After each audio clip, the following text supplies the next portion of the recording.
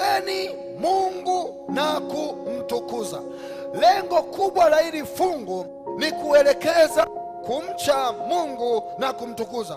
Kwa nini tunamcha Mungu na kumtukuza? Kwa sababu saa ya hukumu imekuja. Msujudieni yeye aliyezifanya mbingu na nchi na bahari, michemi za maji. Fungu kuu linapatikana katika Luka 2:21 fungu la 3. Luka 21 fungu la 3. Luka 21 fungu la 3. Luka 21 fungu la 3. Tutaanza fungu la kwanza mpaka la 3. Biblia inasema, akainua macho yake akaona matajiri wakitia sadaka zao katika sanduku la hazina. Akamwona mjane mmoja maskini akitia mle senti 2. Akasema, hakika nawaambia, huyu mjane maskini ametia zaidi kuliko wote, maana hao wote walitia sadakani katika mali iliyowazidi, bali huyu katika umaskini wake ametia vyote alivyo navyo. Funga Biblia yako. Huyu mjane kwanza alikuwa amefiwa na mume, pili alikuwa maskini. Kwa huyu mama mjane alikuwa na sifa mbili, mjane pia maskini.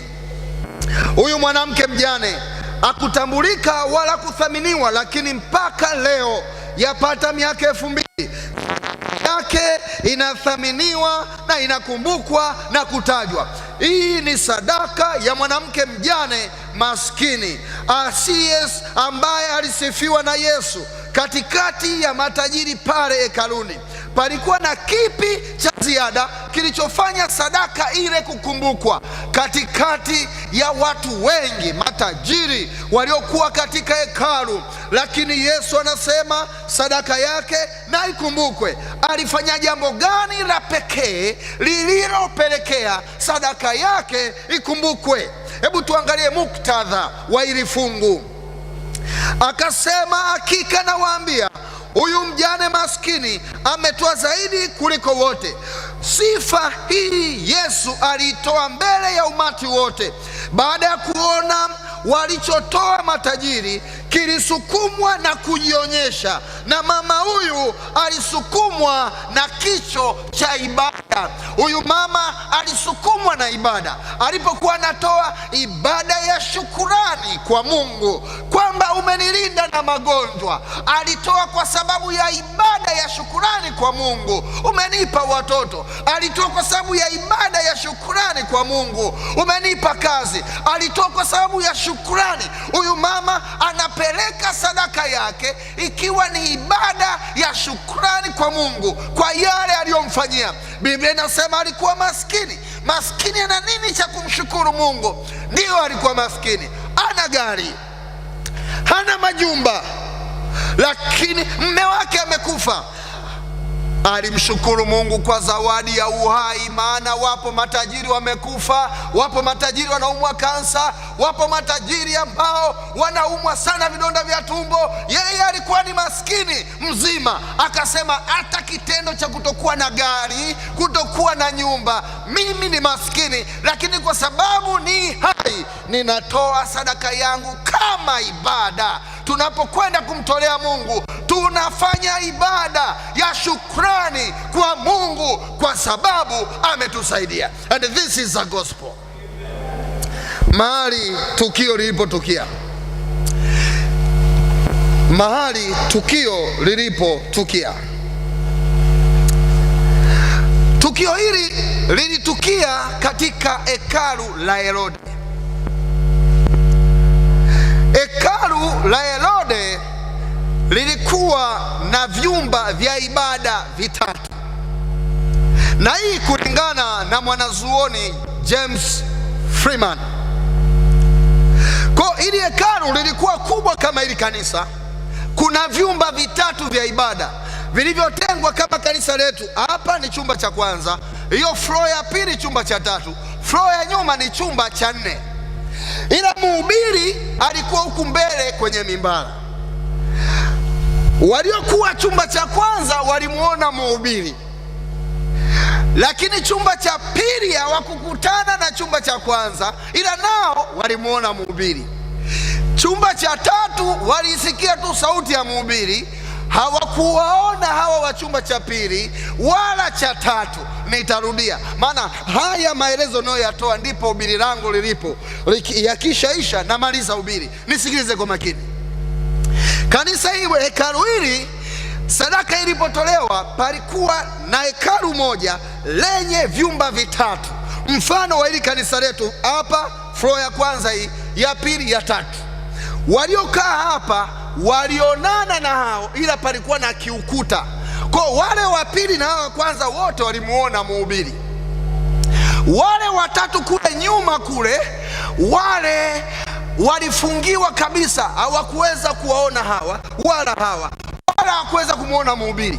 Maana yake walioko chumba cha pili waliweza kuingia hapa wakadiskasi na hawa wakatoka, ila wale wana kamlango kao kaupenuni, yani kadogodogo hivi, kamlango tu shagarabagara, wana choo chao kibaya, wanasikia tu sauti ya mhubiri. Hapa walikuwa nakaa kina nani? Hapa chumba cha kwanza walikuwa nakaa matajiri, matajiri wenye pesa, wenye kazi nzuri, matajiri. Hao ndio walikuwa nakaa matajiri.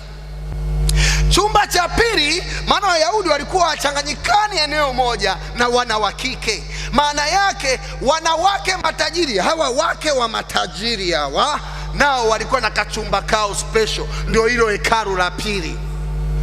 Lakini wale wa kule ni kina mama maskini na wajane, ndio maana walikuwa hata hamuoni mhubiri, wana kachoo kao, wana kamlango kao. Hao walikuwa haruhusiwi kutoa sadaka, ingawa ndani ya hekalu walikuwa na mwabudu Mungu, ila wao hawakuruhusiwa kutoa sadaka. Maana matajiri walisema kapesa waliko nako kana watosha kwa chakula, msitoe wajinga nyie, msitoe. Kwa waliokuwa wanaruhusiwa kutoa sadaka ni hiki chumba cha pili na hiki cha kwanza cha matajiri. Wale hawakuruhusiwa, ila mara moja kwa juma matajiri walioko chumba hiki na hiki wanaenda kule kutoa sadaka, kisha wale watu wanagawana kwa ajili ya chakula. Maajabu ni kwamba yule mama badala ya kutolewa sadaka agawiwe ale, yeye akatoa sadaka ifanye kazi ya Mungu. Na ndio maana Yesu anasema sadaka ya huyu mama, kiutamaduni haikuruhusiwa yeye kutoa sadaka kabisa. Kiutamaduni ni kwamba wengine watoe, yeye atumie, kwa sababu ametoa kwa ajili ya kazi ya Bwana. Sadaka yake itakumbukwa. Kwa mazingira hayakuruhusu yule mama kutoa. Na kwa nini alitoa? Kwa nini hawakumzuia? Si mzee alikuwa amesimama pale pale. Walipokuwa wanaenda kutoa, Yesu naye akaingia, akasimama kwa kile chumba cha maskini, akaanza kuangalia. Walikuwa wanamuogopa. Kwa hiyo yule mama akasema, hapa na mimi natoa. Kwa ndio maskini pekee akasimama akatoa sadaka. Unajua tumesema anayetoa sadaka chumba kile cha maskini, kazi ya zile sadaka nini? Kugawia maskini waliopo kwenye chumba hicho. Manake mama alitoa pesa ili maskini wenzake wagawiwe. Wangapi wananielewa? Wangapi wananielewa? And this is a gospel. Hii ni injili. Si kwamba Yesu tu aliongea, hapana. Hebu tuendelee kidogo uone vitu fulani hapa. Katika hekalu hili kulikuwa na masanduku 11 ya hazina, yani ya kutolea sadaka. Masanduku 11 yaliwekwa karibu na mlango wa uzuri. Hapa ndipo huyu mama alipotoa sadaka yake. Masanduku 11. Lakini katika haya masanduku 11, masanduku 9 yalikuwa ni sadaka kwa ajili ya hekalu. Masanduku 3 yalikuwa ni sadaka kwa ajili ya kuendeleza ujenzi wa hekalu.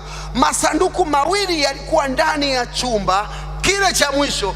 Hii ni kwa ajili ya sadaka ya kuwapa pesa hao maskini waliokuwa chumba cha mwisho. Kwa wale walikuwa na masanduku yao 2. Mfano sasa, mimi tunataka leo kujenga kanisa, ninatoa sadaka hapa ya maendeleo, natoa hapa, na hicho chumba wanakuja natoa hapa. Wale hawaruhusi kutoa sadaka, maana matajiri walisema hamna hela nyie.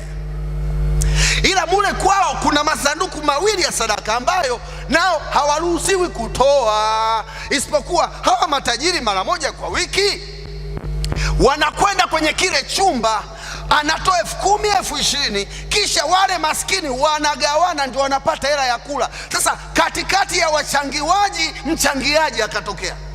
Wangapi wananielewa? Natumia muda mrefu kujenga base ili unielewe nitakapoanza kuhubiri, na ndio maana sadaka yake ilikuwa si ya kawaida. Katikati ya wachangiwaji, mchangiaji akajitokeza, eneo ambalo atarajiwi mtu kutoa, mtoaji akajitokeza, tena na hela ndogo kuliko za wote waliotoa. Mfumo wa fedha wakati huo, mfumo wa fedha wakati huo, Warumi, Wayunani na Waebrania na Wayahudi walikuwa na aina tofauti za sarafu zilizotumiwa wakati huo. Kwanza walikuwa na sarafu inaitwa talanta.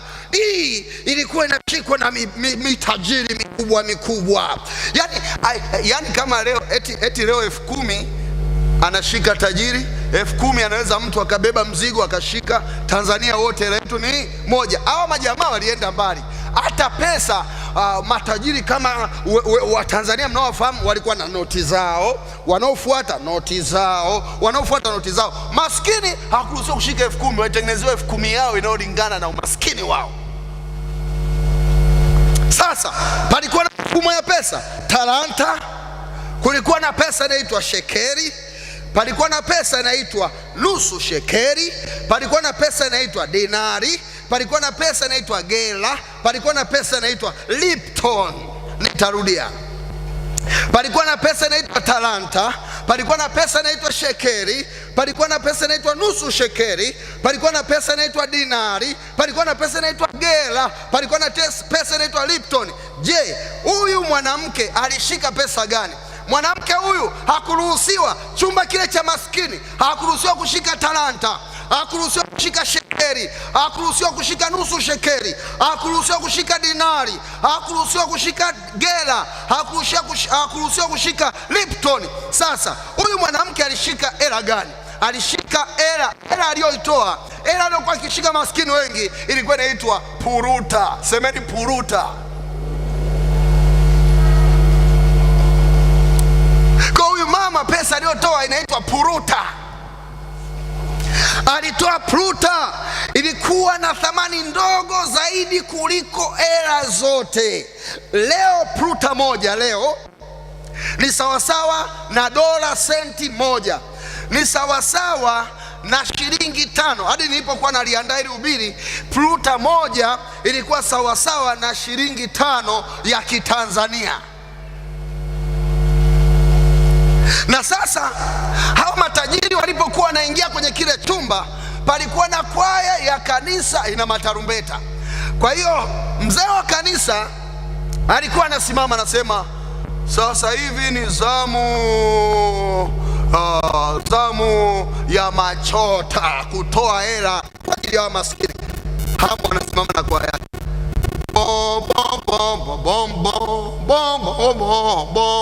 wakati huo sasa Mary Simon mkuu wa majengo anampepea nani?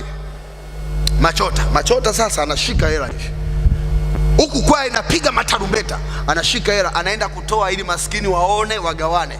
Kwa tarumbeta zinapigwa wakati wapambe walioko ndani ya kanisa wanampepea. Baadaye anasema mmekosea tuni ya matarumbeta, anaenda kuanza tena getini, mpige upya, naondoka na hela zangu. Anarudi. Mary Simon anasema ukutiuni vizuri ule wimbo, naona sasa tutakosa hela. Tuni kwa inaanza tena. Kwanza mnizunguke, wananizunguka, ndio nashika hela huku nazionyesha hivi. Watu wananipepea.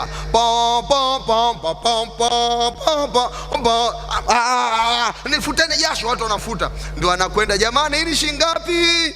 1, 10,000, 20,000. Sasa hamjasema vizuri, naanza upya, narudi na hizi 30. Anza tena tarumbeta.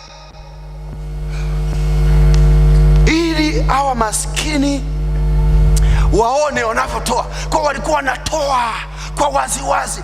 Na wakati tukio linafanyika, Yesu alikuwemo, anawatazama. Biblia inasema alikuwepo, anawaangalia.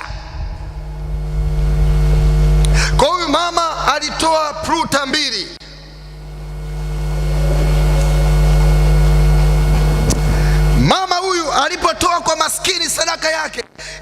ilimgusa Mungu. Huyu mwanamke alikuwa mjane na alitoa sadaka yake. Sasa hebu tuangalie kazi aliyokuwa anafanya huyu mwanamke ni ipi. Tumeshaangalia kwa nini sadaka yake ikumbukwe. Aliitoa kama sadaka, sio kujionyesha. Pili, alikuwa ni mchangiwaji, akawa miongoni mwa mchangiaji. Ya tatu, wale walijionyesha, yeye hakujionyesha. Ya nne, nimeangalia vitabu vingi nikagundua vitabu 4, 5, 6, kwa sababu ni ulimwengu wa somi kama Biblia inayosema culture and study background. Alafu ukienda kwa mwanazuoni anaitwa Nicholl 1979 ukurasa 205. Alafu ukienda na kwa vitabu vingine wanasema kazi ya huyu mama ilikuwa ni kuosha nyavu. Maskini na wajane kazi zao kubwa ilikuwa ni kwenda pembezoni mwa bahari na kuosha nyavu. Mvuvi akishavua nyavu, kisha huyu mama kazi yake ni kuziosha nyavu ili zisiwe na harufu. Kwa huyu mama alikuwa akifanya kazi, alikuwa analipwa puruta ngapi? 2. Na puruta moja ilikuwa ni senti 5. Kwa hiyo alikuwa ni kama analipwa shilingi 10 ya Kitanzania. Kwa hiyo mama kazi yake ilikuwa ni pruta 2. Sasa akipata pruta 2 zinamtosha kwa kitu gani? Pruta 2 zilikuwa zinamtosha kununua unga kilo 1. Samaki naye anapewa, kwa sababu naye ni mdau, anapewa. Hii pruta 2 ilikuwa inamwezesha huyu mama kupata chakula chake kwa siku ngapi? 3. Na huyu mama alikuwa na watoto 4, alikuwa mjane mwenye watoto 4, wote wako nyumbani. Licha hivyo watoto wake walikuwa wakisoma, anahitaji pango la nyumba. Kwa maana yake huyu mama alikuwa akipata pruta 2 ili aoshe tena nyavu, maana ilikuwa aendi tu kuosha nyavu, anayemuoshea anatakiwa tena aoshewe nyavu baada ya siku ngapi? 3. Na ndio maana alikuwa analipwa pruta 2 ili anunue chakula atakachokula siku 3. Maana yake mwenye nyavu akigairi kuosha nyavu, huyu mama ameshinda na njaa siku ngapi nyingine? 3. Kwa huyu mama alipopata hizi pruta 2, akasikia tangazo la changizo la ujenzi wa kanisa, akakaa akasema, sasa nitoe ama nishinde na njaa siku 3?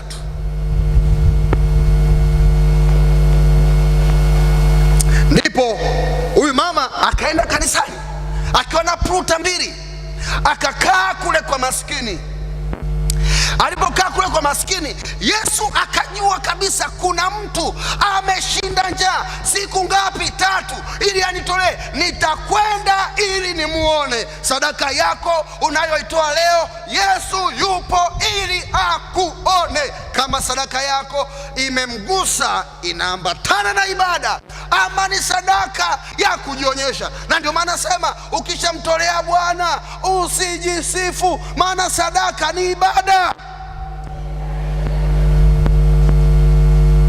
Sadaka ni ibada, ni mahusiano yako wewe na Mungu.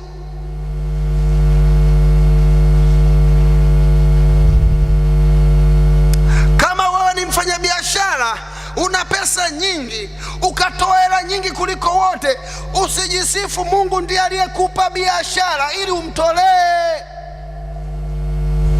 Sadaka ni ibada.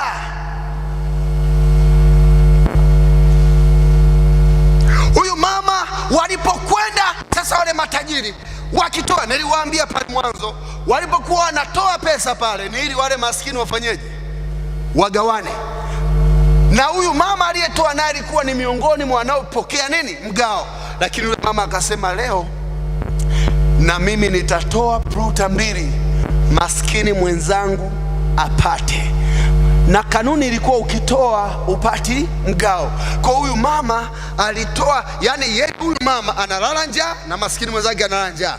Huyu mama ana nguo, maskini mwenzake ana nguo. Anaosha nyavu, maskini mwenzake anaosha nyavu. Malipo yake pruta 2 na maskini mwenzake pruta 2. Lakini akatoa hela yake ili maskini wenzake wagawane. Kumbuka ile sadaka ilikuwa inatolewa, maskini ndio waliokuwa wanagawana. Kwa walipomaliza mbwembwe zao wale matajiri kwenda kutoa sadaka, yule mama Akapita, wakaanza kusema wewe unaenda wapi wewe? Kwanza maskini wenzake wakaanza, hiki ni kielele, humu sisi huwa tunatolewa tupate hela, huyu mwenzetu mwosha nyavu leo anaenda kutoa pesa. Yeba mwosha nyavu.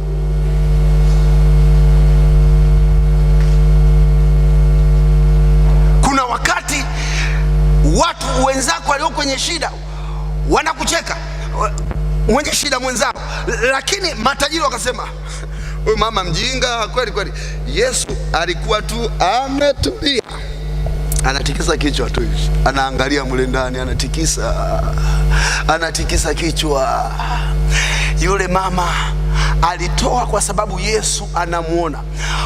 Wanazuoni mbalimbali wanasema huyu mama kuna wakati kelele za maskini wenzake zilimwelemea, akawa kama anataka kurudi.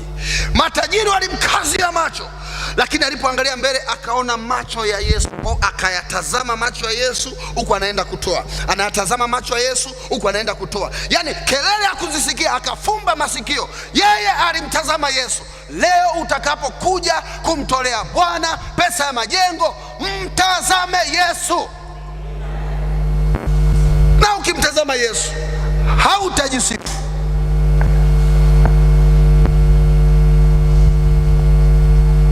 Kila mtu amempa kila mmoja karama yake leo, na ndio maana utaona mkuu wa majengo huyu amefanya hivi, mkuu wa majengo mwingine amefanya vingine, mwingine karama mbalimbali. Tusiwe na mambo ya kujisifu, isipokuwa tulitoa tukimtazama Yesu peke yake. Swala la sadaka ni swala la ibada. Alimtazama Yesu akaenda. Wengine walienda na matarumbeta, yeye alienda akiwa anasomewa. Wengine walienda wakishangiliwa, yeye alienda akiwa anasomewa. Wengine walikwenda wakisifiwa, yeye alikwenda akiwa anasimangwa. Alimtazama Yesu. Mchana wa leo jifunze kumtazama Yesu. Ninaona watu ambao wanataabika na mitaji ya maisha kwa ajili ya biashara zao. Jifunze kumtazama Yesu. Miongoni mwetu kuna watu ambao wanahangaika na magonjwa katika miili yao, magonjwa kwa wazazi wao, magonjwa kwao wenyewe. Jifunze kumtazama Yesu. Wengine watakuchanganya unapougua, wataongea mambo mengi unapougua. Wengine watakuchanganya unapokosa kodi ya nyumba, wataongea mambo mengi. Unapokosa mtoto, watu wataongea mambo mengi. Unapokosa kodi, watu wataongea mambo mengi. Unapopata changamoto kazini, watu wataongea mambo mengi. Unapokosa mchumba, watu wataongea mambo mengi. Unaposhushwa cheo, watu wataongea mambo mengi. Wewe usiwasikilize. Jifunze kumtanguliza Yesu na kumtazama Yesu. Mchana wa leo, hata katikati ya korona iliyotikisa dunia, usisikie zile kelele. Wewe tuchukua tahadhari, macho yako yamtazame Yesu peke yake.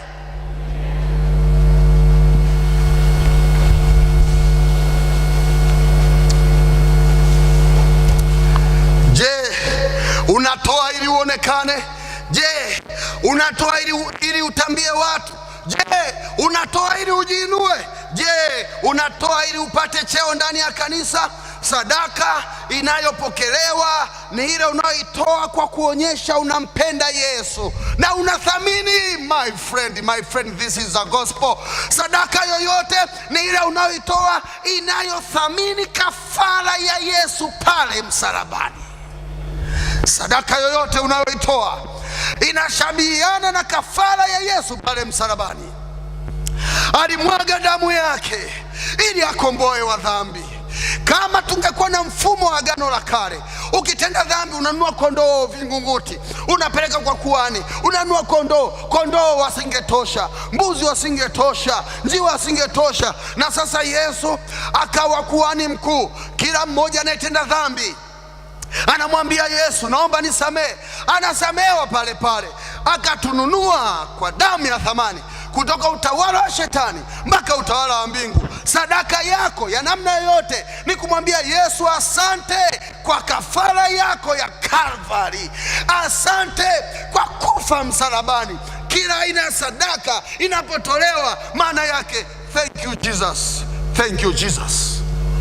Ndio maana kuna ule wimbo unaimbwa, zawadi gani mimi nitamtolea Bwana, ila moyo wangu tu. O zawadi gani mimi nitamtolea Bwana, ila roho yangu tu. Wepokea sifa hizi tena uzibariki, uvijaze baraka pia na roho yangu. Sina kitu kingine ambacho cha thamani ila roho yangu tu. O, sina kitu kingine ambacho cha thamani ila roho yangu tu. Pokea sifa hizi tena uzibariki, uvijaze baraka pia na roho yangu. Lengo la sadaka yako utakayomtolea Yesu leo ni kusema asante kwa kuninunua. Mtu mmoja akasema, Pastor, nimeacha kutoa, maana mama yangu amekufa mwaka juzi, mwaka jana baba, mwaka mtoto wangu, na nimekuwa nikitoa. Mbaya zaidi Pastor, mbaya, gari yangu imepata ajali Pastor, sikuwa na bima Pastor, inadaiwa milioni 5, nimeacha kutoa. Yani huyu anatoa ili abaki duniani, tunatoa ili atakapokuja kutukusanya twende zetu mbinguni, maana dunia na vyote vilivyomo tutaviacha hapa hapa. Usihesabu vitu katika kutoa. Mungu anakupa maisha. Maiti zinatoka kila siku pale Mwananyamala, Muhimbili, kila Morogoro hospitali, Mbeya hospitali. Wewe haujatoka mochwari, bado unataka VX ndio mtolee Bwana, unataka gorofa ndio mtolee Bwana. Subiri na wewe utolekee mochwari sasa. Si unadhani ya kwamba uhai ulionao ni kwa kula kwako maharage na ugali wa dona? Hapana, ni kwa sababu ya pumzi ya Mungu, na anataka uendelee kuwepo kuifanya kazi yake.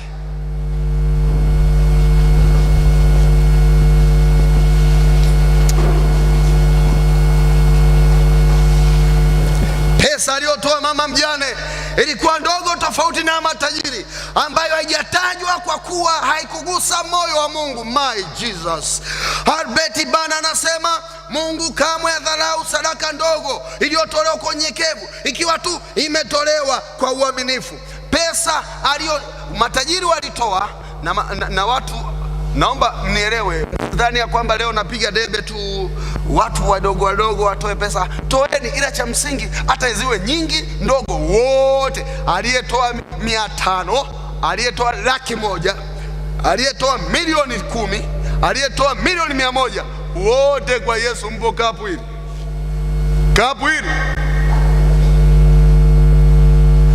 Kwa nini sadaka ya matajiri hatujaisikia kwa viwango vyao?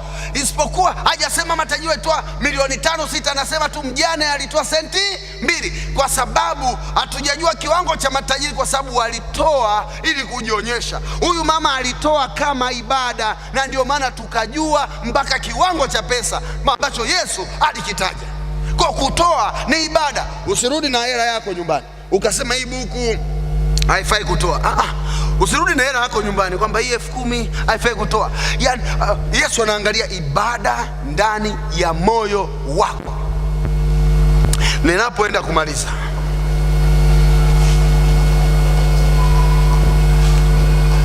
jambo gani lilomvuta Yesu kwa maskini aliyetoa pruta 2 shilingi 10 dhidi ya matajiri waliotoa dinari sawa na dola 200?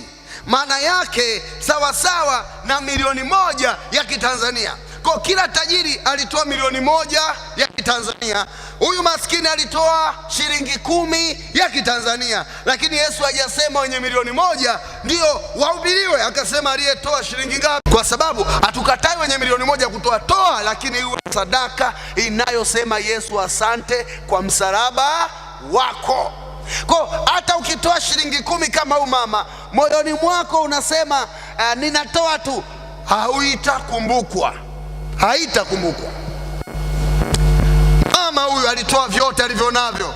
Matajiri walitoa vilivyosalia. Hoja yetu nyingine ni kwamba huyu mama, Biblia inasema alitoa vyote alivyo navyo. Nilishoeleza kwenye historia mwanzo kwamba pruta 2 ilikuwa inamwezesha kula kwa siku 3. Alipotoa yote, manake alikuwa tayari akae njaa siku ngapi?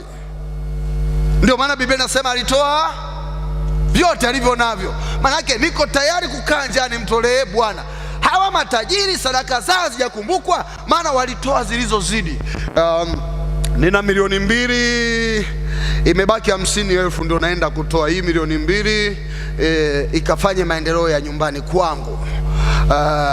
Nina shilingi 100,000 nitoe nyingine, hii 5,000 ndio haina kazi hivi, ngoja niipeleke. Kwa hiyo alileta kanisani zidio, kilichozidi. Yani akishapata hela akatoa matumizi yake kinachozidi. Lakini mama alikokota hazina yake yote. Kwa tofauti ni kwamba hawa walitoa zilizozidi, yani wameshakula chipsi, nyama, wamenunua suti, wameweka mafuta ya gari, ametoka auti na mke wake, kashalipa ada, alafu mwezi anaangalia mwezi huu sitatetereka hata kidogo. Kwa hiyo nikitoa 200,000 sitatetereka. Okay, ndio analeta kanisani sadaka yake.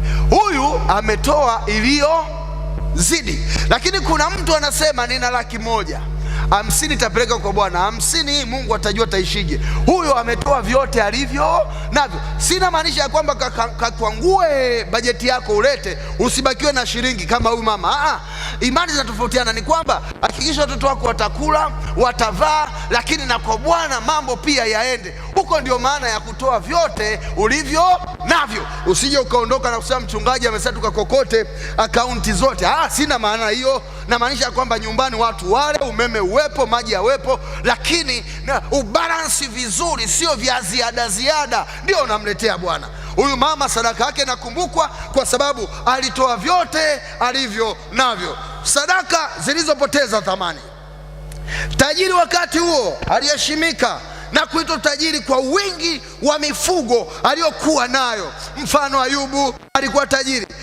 Haikuwezekana kwa mtu yoyote kuwa tajiri bila kuwa na kondoo.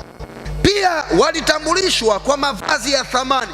Vazi lilotambulishwa utajiri kwa mtu, lazima sadaka zao ziambatane na thamani ya mavazi yao. Sadaka yao ililingana na thamani zao. Lakini sadaka yako ambayo wewe unaitoa ilingane na dhambi ambayo Yesu alifia msalabani.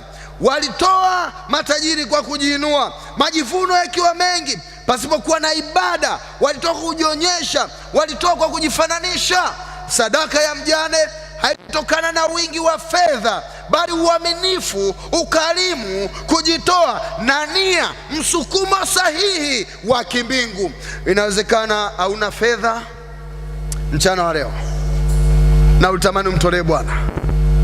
Sadaka zipo za namna kadhaa. Unapotoa nguvu kwa ajili ya kazi ya Mungu, nayo ni sadaka.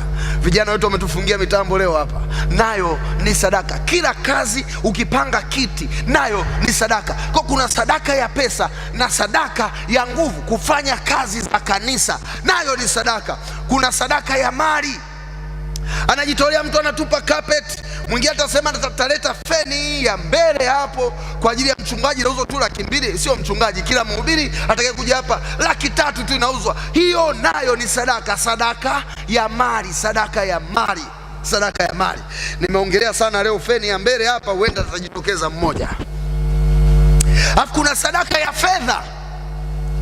Lakini pia kuna sadaka ya muda. Wanakwaya, mnafanya mazoezi, ratiba zenu zote za mazoezi mnazozifanya wanakwaya, hiyo ni sadaka. Sadaka ya talanta, sadaka ya kipaji, kama rafiki yetu Chazi hapa, sadaka ya kipaji, sadaka ya kipaji. Kwa kuna sadaka za namna nyingi, lakini leo tutazungumzia sadaka ya fedha, sadaka ya fedha. Mungu atubariki sana. Asubuhi ya leo tutoe sadaka inayoweza kumgusa Bwana. Hata kama ulishatoa kupitia somo hili, unaweza ukatuandikia tena ahadi upya ya kwamba unawiwa kumwongezea nini Bwana. Kuna jambo ambalo napenda kuliongea nyakati nyingi, na hili napenda niliweke sawa. Baada ya watu wengi wanaonipigia simu kwamba pastor, nimetoa zaka na mchungaji fulani au mwalimu fulani anasema nikitoa okota bulungutu, yani ukitoa pesa eti kama una hizo unaweza kuokota tabashe na milioni 1. Hapo ni tope. Sadaka huwezi kutoa ili uokote. Nani anayedondosha pesa zama hizi? Unapotoa sadaka, Mungu anaweza akakurudishia pesa, eza kama utakopa utapewa na kadhalika na kadhalika, mipango yote yako ya pesa ikakaa sawa. Hilo Mungu anaweza akarudisha. Jambo la pili, Mungu anachoweza kufanya ni kuhakikisha watoto wako wanakuwa na akili darasani. Hiyo pia ni matokeo ya kutoa sadaka. Mungu anarudisha akili kwa watoto. Na ndio maana unakuta ndani ya familia una watoto 4, mmoja anawaburuza wenzake darasani na unawachapa hawa 3. We, amui kama mwenzenu. Amui kama mwenzenu. Huyu mmoja Mungu aliwekeza kwa sababu ya sadaka yako uliyoitoa 2013 kwa akaweka akili za kutosha huyu mmoja. Wewe usiwe unalinganisha watoto wako wa kawaida na watoto wa sadaka. Wengine akili zao ni kwa matokeo ya sadaka uliofanyaje, uliotoa, hawezi kufanana. Kwa anaweza akaweka akili kwa mtoto wako, lakini anaweza asifanye hivyo vyote, akasalisha mtoto wako mbeleni awe na uwezo mzuri wa kifedha ili wewe akuhudumie. Kwa Mungu analipa leo, mwaka ujao, miaka 10, miaka 20, sadaka ulioitoa leo. Ili nimeona niliweke sawa sawa. Lakini Mungu, wangapi wanaanguka na bodaboda? Wewe uanguki na bodaboda. Mungu pia amekulipa kutokupata ajali ya nini? Ya bodaboda. Hata ukipata unachunika kidogo tu, haufi. Hiyo nayo ni Mungu amekulipa kwa sababu ya sadaka unayotoa. Mungu anakulipeje? Leo watu wanakufa tu ghafla, wanakufa tu. Wewe amekulinda leo uko hai kwa sababu uliwahi kutoa. Hayo ndio malipo. Amekulipa uhai. Amekulipa uhai. Kwa Mungu ana several ways za kulipa watu sadaka. Bwana atubariki tunapoenda kumtolea katika jina Yesu Kristo, amina. Asante Yesu na rafiki yetu, tumepiga magoti mbele ya madhabahu kwa ajili ya kusema asante. Asante kwa watoto wako waliokutolea zaka, dhabihu na sadaka ya majengo. Kuna mwingine ametoa akiwa ajui Jumatatu yake itakwendaje.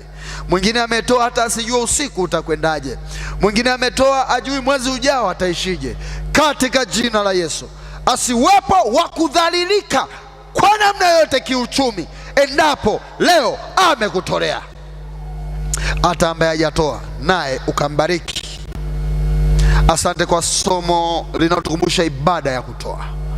Ndiposa Baba ukatusamehe dhambi zetu tulizofikiri, kunena na kuzitenda, tukapatanishwe na wewe katika maisha yetu. Asante kwa sababu ya uzee wa kanisa, wazee wa kanisa, baraza la kanisa, washiriki wote, washiriki wa shule ya Sabato, kwa namna ambavyo wanafanya kazi kama siafu, mkuu wa mitambo, mashemasi, wanakwaya. Endelea kutupa umoja na mshikamano katika kanisa la Waadventista wa Sabato Mlimani. Ninaleta wagonjwa wanaoumwa vichwa, macho, pua, midomo, masikio, meno, vifua, dalili za kansa, uvimbe, viuno, miguu, uti wa mgongo, HIV, asthma, kisukari na BP. Kila aina ya ugonjwa tunaukataa sasa kwa jina la Yesu. Wanaohitaji ada za watoto wao, wanaohitaji kodi, nenda ukawapatie Yesu. Wanahitaji wachumba, nenda kawapatie Yesu. Asante Baba. Dunia inatikiswa na korona, Tanzania inatikiswa na korona. Msaada ni katika Bwana. na tumia nafasi kama kuhani kusema tusamehe. Ikiwa kuna mwana dunia yoyote, wana dunia wote walifanya makosa, tusamehe Yesu, rudisha hali ya kawaida. Na hii ni kumbukumbu kwetu ya kwamba tunapaswa Waadventista kufanya kazi kwa nguvu, maana dalili hizi zinaonyesha muda si mrefu utakuja kutukusanya kutupeleka nyumbani. Katika jina Yesu Kristo, tutakapokuwa tukitoka kanisani, tuenende kwa amani ya Bwana, tukatafute pesa kwa amani ya Bwana, tukaishi kwa amani ya Bwana, tukafurahie maisha kwa amani ya Bwana. Neema Yesu na ushirika wa Roho wake Mtakatifu ukae nasi sote tangu sasa na hata milele. Amina.